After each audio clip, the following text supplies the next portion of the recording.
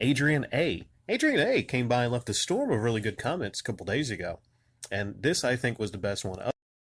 Hey, Rick, you hit the nail on the head regarding Destiny. I'm not huge in MMOs. I played WoW for about 4 months back in '08, and I found the game itself very impressive. The capacity it has to draw you in and make you feel like you really are inside a fantasy world is amazing. On the other hand, it's very addictive and harmful, and this isn't some innocent byproduct of its quality. MMO developers' sole purpose is simply to make you addicted to their game. Take Destiny, the original was a mess upon release, because many videos and articles surfaced about how the story didn't even make sense, and how it was chopped up so bad just to give you a biannual installments. There are gameplay videos of stuff that was literally chopped off by Activision so they could sell the same game over and over for a period of 2 years. They've done this with WoW too, of course. They sell you the same game once a year, on top of a freaking subscription you have to pay just to play the damn game. So it should have been expected they'd do the same with Destiny, although they said before release it was going to be a 10-year game or something, and ended up killing it and releasing an actual sequel. With the Taken King expansion, they fixed most of the technical issues with Destiny. With Destiny 2, they continued the streak of improvements. Both games are extremely well made and extremely fun. Honestly, Destiny after Taken King and Destiny 2 are some of the most fun I've ever had with video games. But I finally grew a brain and quit after the first expansion. I realized I had been complaining about the business model since the first Destiny, and here I was supporting it. From then on, I made the decision to not support this kind of business model anymore. No more MMOs for me, and to be honest, no more online multiplayer either. I canceled my PS Plus subscription as well. To hell with Activision and the other greedy publishers and developers. The only good thing about this, because of these companies, is I'm finally growing sick of games, and I will seriously consider not buying any more consoles after this generation. Well, everyone makes their decisions, to start or quit, certain games are gaming.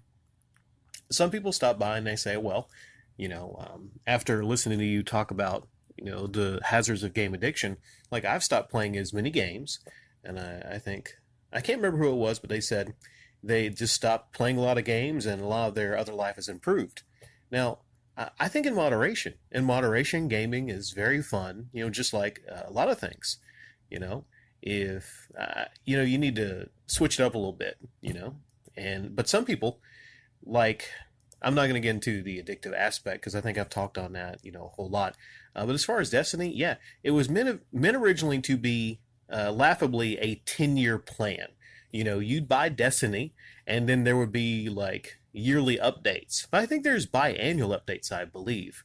So it's not really a monthly subscription model, but if you have vanilla Destiny or vanilla Destiny 2 like I do, I could put it in right now, but I tell you, I'm not going to get the full experience because it's predicated on you being caught up and all the numbers.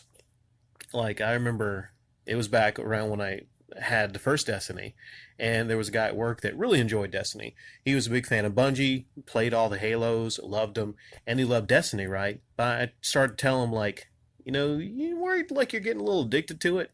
Because, he'd come in, and I got no room to talk, because he would, tease me for having Halo eyes. I would come in really, really lacking sleep, and he would say, it looks like you have Halo rings around your eyes. When it comes to first Destiny, you say there was technical issues. I never experienced any technical issues. Of course, I didn't play the first Destiny that long. I think I only got really halfway through it, because I just became bored with it. They say to have the most fun with it, you have to have a lot of friends that also has the game, and then you go on raids. I never went on a raid. I just went through the single-player campaign, and I remember having to go back to certain areas over and over again.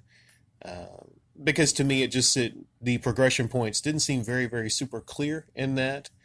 The mechanics were great. Loved the mechanics. Loved the feel of the shooting. But, I don't know. It just felt very kind of empty to me. And then I would read articles on how the game was constructed. It was constructed in a certain way, kind of like a slot machine. And I just look at certain games like Borderlands 2 of doing it a whole lot better and being a whole lot funner. So, years ago when I played the first Destiny, I would usually just stop, get out and go and play Borderlands 2, which I found to be a lot more fun. And a lot of my friends had Borderlands 2 as they didn't, really have Destiny. Now, Destiny 2, they did improve a whole lot, namely the story. They actually had some kind of a story. Like, I don't get how you put all this money behind a game like the first Destiny. You release it, and then part of the story has you actually needing to go to the website to read some cards or some crap to get the full story. No, excuse me. Excuse the hell out of me. You put all this money behind this, what was supposed to be, some people was going to call it like possibly the game of this generation. You put all this freaking money and time and hype behind this game on the cover of every freaking gaming magazine for months until release. And then you essentially have like a very non-existent story, mediocre story.